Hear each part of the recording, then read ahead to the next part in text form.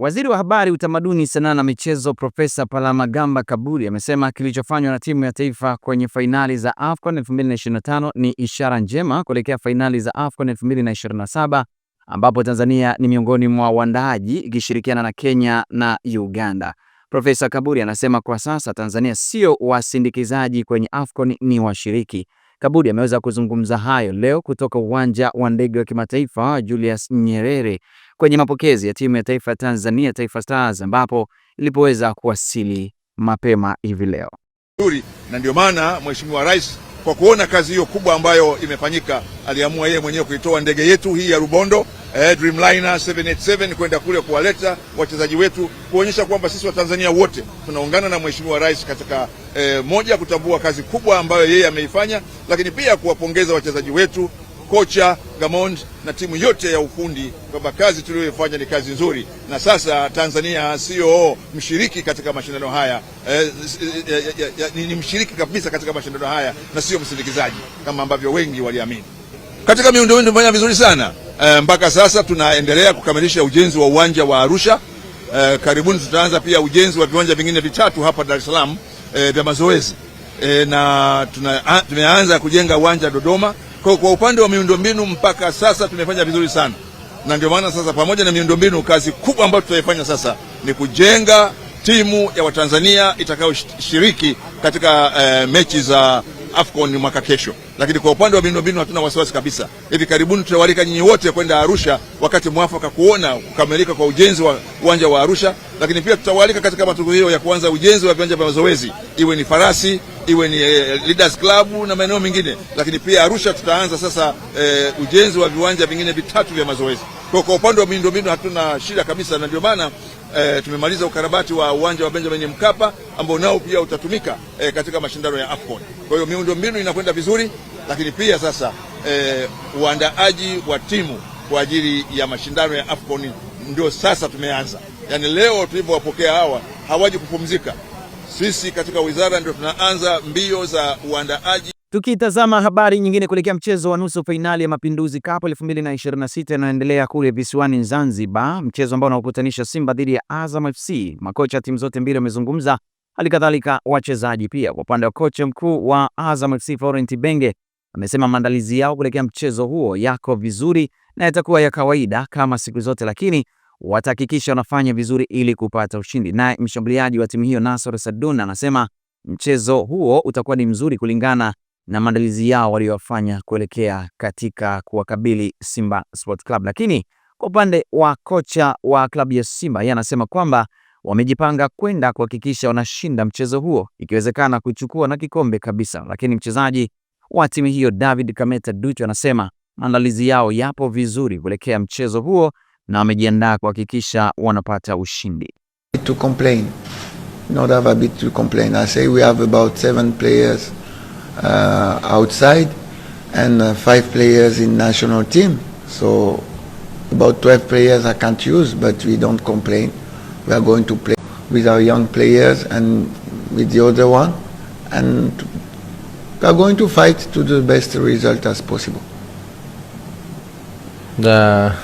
Naweza kukazia kama alivyosema mwalimu, michezo miwili ni tofauti. Mchezo uliopita na huwezi kuwa sawa, kwa approach yake itakuwa tofauti. Yeah. Tumejiandaa vizuri kimwili, kisaikolojia tumejiandaa vizuri. Kwa inshallah kesho tutarajia mambo mazuri inshallah. Yes, preparations are going well. We're looking forward to the match.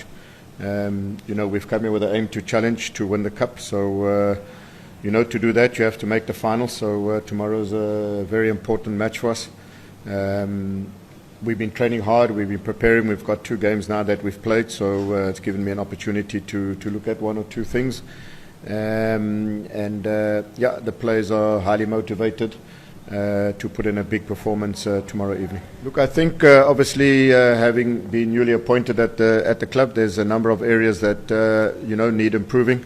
I think all the players fully understand that although we won our previous 2 matches, there was a great deal of room for improvement in all areas, whether it be in possession or whether it be without possession. So There's no real single area that we're looking to target to be better. I think it's just all-round improvement throughout the squad, throughout the units, both in possession of the ball and also without possession of the ball. Yeah, no, we understand it's obviously a tough match. Obviously we lost to them in the league match, so they're a good team. They've got good individual players. We're very aware of that.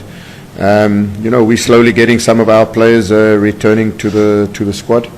If we want to make the final, we have to make sure that we prepare really well, select a team that can win the match for us. So without letting anything out, we will have a very competitive team tomorrow evening.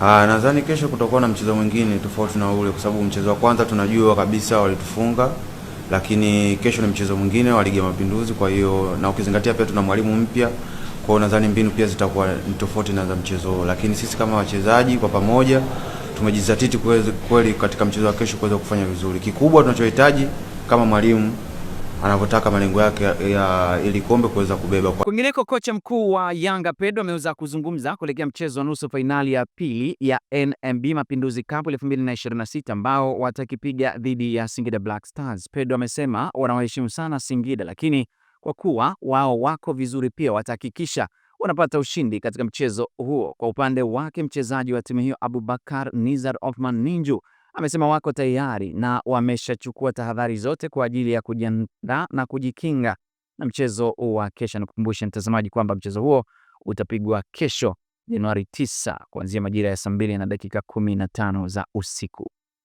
6 days. So yes, we have a situation. So sure, if we are talking that key players are out, they are important players for our squad. Even some are injured. Unfortunately, in the first match, we had also 3 injuries players, and the 3 are out for that tournament more.